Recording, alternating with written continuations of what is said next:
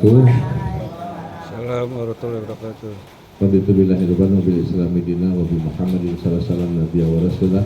La haula wa la quwata illa billahi aliyil azim. Ya, puji syukur kita panjatkan kepada Tuhan yang Maha Kuasa, Allah Subhanahu wa taala. Alhamdulillah, ini rasa kangen yang kesekian setelah saya diamanahkan oleh rakyat Depok dan Bekasi menjadi anggota dewan terpilih. Ya, baru rasanya ini saya bertemu dengan teman-teman sekalian. Ya, ini dalam rangka membunuh rasa kangen. Ya, yang pertama, yang kedua, sudah lama memang nggak bermuajah bertatap muka. Kemudian yang ketiga, tentu saya juga ingin mendapatkan informasi yang proporsional ya untuk Jawa Barat, karena memang saya di Jawa Barat, entah itu kegiatan fisik, kemudian kegiatan sosial, ya, infrastruktur, ya, media-media pelayanan publik, ya, yaitu sekolah, ya, kemudian ya levelnya di SMA ya kalau provinsi, kemudian juga yang bisa dikerjasamakan entah itu rumah sakit kah, kemudian juga mungkin kegiatan lain menyangkut peningkatan SDM, termasuk juga ya karena kita ada di wilayah dekat dengan ibu kota. Nah, ini mungkin kita minta kerjasamanya dalam rangka menyiapkan roadmap tata kota untuk kota Depok dan Jawa Barat ke depan. Karena kita kan masuk wilayah Jabodetabek Tour ya, yang dulu sempat ada rencana-rencana aglomerasi ya, yang dipimpin Wakil Presiden saat itu rencananya. Ini apakah ini bisa realisasi ya atau bagaimana? Namun nampaknya depan seiring waktu berjalan, ini banyak kegiatan-kegiatan yang fenomenal yang dilakukan oleh Jawa Barat, terutama untuk peningkatan pelayanan publik ya. Di antaranya yang kemarin baru saja dikumpulkan oleh Pak Gubernur, Bupati Wali Kota di Jawa Barat ya, dan telah disampaikan oleh beliau bahwa akan menyiapkan anggaran 8 triliun untuk perkereta-apian. Ya, bahkan ditambah juga oleh pusat, Pak Prabowo menyampaikan angka 5 triliun juga untuk membantu realisasi kegiatan tersebut. Ya. Nah, ini saya pikirkan sebuah terobosan yang fenomenal. Belum lagi buat saya alhamdulillah bahwa provinsi concern pada peningkatan kualitas jalan yang memang jadi tanggung jawab provinsi, dan insya Allah itu dituntaskan pada 2026 ya. Nah, sekarang berlangsung terus ya, bahkan sampai turun langsung ya, beliau sampai diukur jalannya itu, ketebalannya, terus kualitas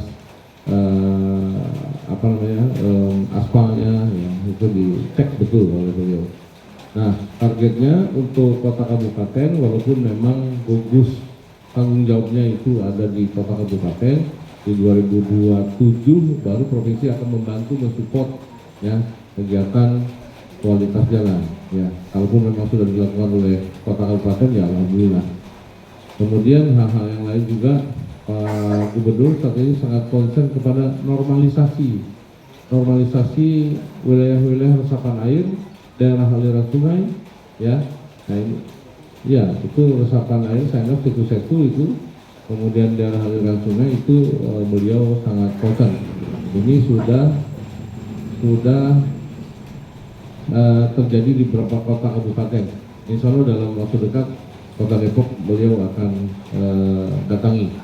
Ya, ini nampaknya salah satu win-win solution yang memang selama ini dirasakan, terutama titik-titik genangan air di kota Depok ini ya bisa segera terselesaikan. Ya. Hal-hal yang lain adalah ini pada peningkatan sarana prasarana sekolah, terutama SLTA ya. Ya, mungkin tahun 2026 ini ya di dalam catatan saya lihat ada SMK di wilayah Maruyung ya.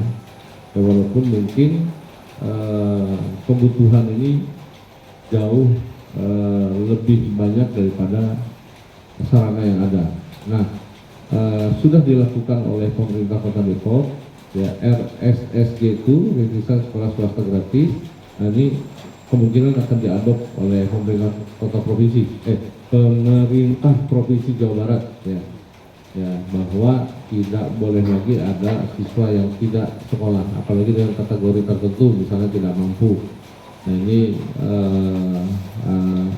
pemerintah provinsi akan adop apa yang dilakukan oleh pemerintah Kota Depok.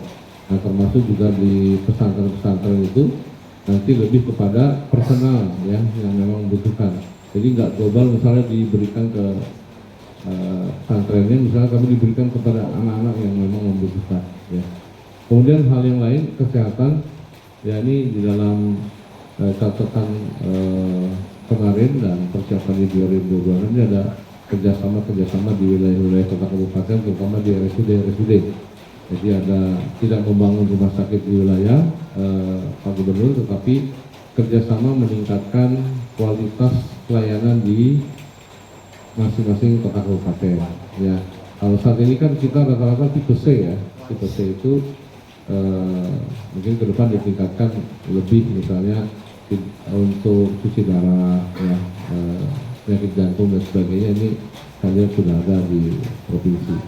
Hal yang lain bisa dilihat bahwa peran serta swasta ini juga dimintakan tentu ya mengacu kepada aturan-aturan yang ada di kota kabupaten, ya bentuk-bentuk misalnya perizinan, ya di sana harus terpenuhi AMDAL, ya wilayah-wilayah yang memang tidak boleh itu jangan dipaksakan. Nah, itu sudah betul-betul akan diterapkan itu, ya termasuk alhamdulillah saya juga melihat di kota itu sendiri, di kota Depok ini ada lebih 130 ya catatan kesiapan kegiatan yang dilakukan APBD di 2026 kota Depok, ya bangun SD, kemudian ada SMP, ya sampai juga untuk peningkatan kualitas jalan Mokhtar itu di insya Allah 2026 sudah mulai diintervensi dengan APBD kota, sampai juga untuk kuliah yang itu disiapkan ya, dan banyak hal lagi ya nanti saya bisa paparkan itu ya sedikit. Harusnya saya dapat kemarin dari DPRD kota ya, saya mendengar informasi dan ini sangat saya apresiasi.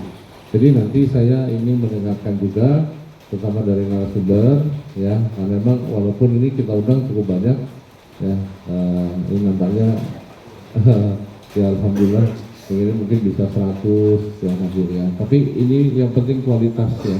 Nah, ini kan bentuknya ini pengawasan ya terkait dengan pemerintahan di wilayah ya, di 11 kecamatan dan 63 kota 63 kelurahan ya. Mungkin teman-teman bisa lebih tajam, lebih tahu kondisi-kondisi di wilayah ya, apa sih yang dirasakan denyutnya oleh warga masyarakat Kota Depok.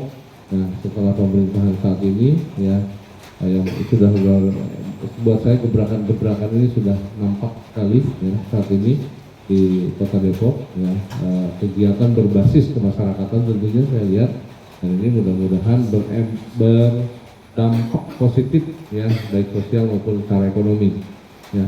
Jadi teman-teman sekali lagi terima kasih atas kehadirannya, atas undangan saya ini ya. Benar-benar saya ingin memintakan informasi, masukan, saran, kritik ya untuk pembangunan di Provinsi Jawa Barat ya. Perlu saya sampaikan, saya saat ini ada di Komisi 1 ya. Saya di Komisi 1 itu bidangi pemerintahan ya. Saya di pemerintahan juga dengan teman-teman instansi vertikal di dalamnya. Ada kepolisian, TNI, ya, kejaksaan, kemudian Polhukam, termasuk juga di dalamnya adalah perizinan.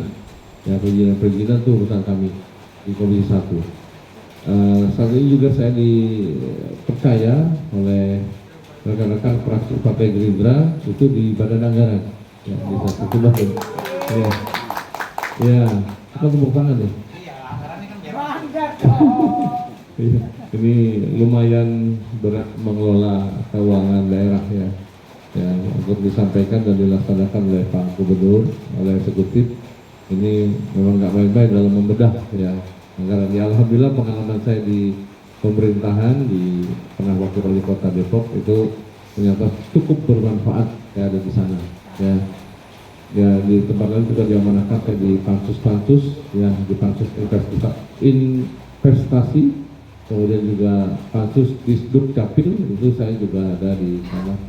Memang Disduk ini juga berkepentingan ya, gimana data-data kependudukan yang kedua kita pegang selama ini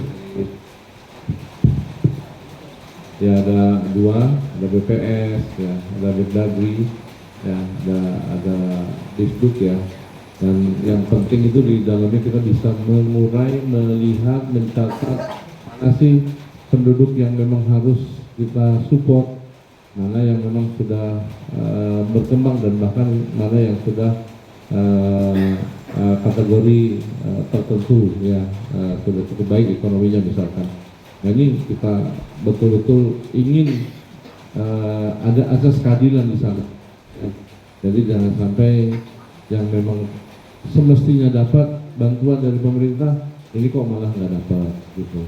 Tapi ada juga yang memang sudah berkemampuan tapi masih dapat juga. Nah, ini kita ingin sekali masyarakat mendapatkan keadilan untuk masuk di pansus ya Disduk Capil.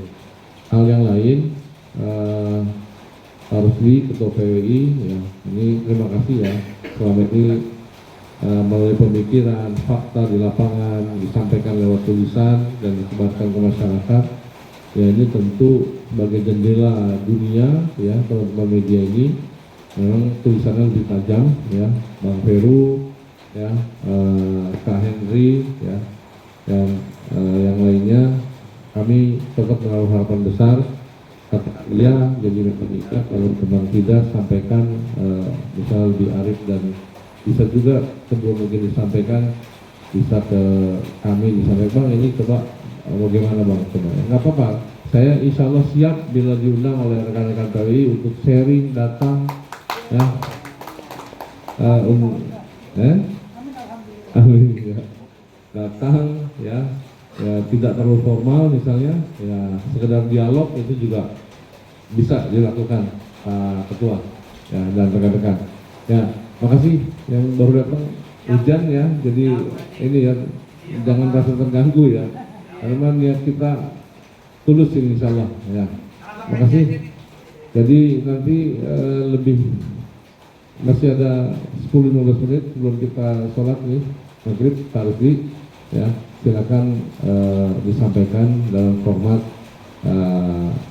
apa namanya memberikan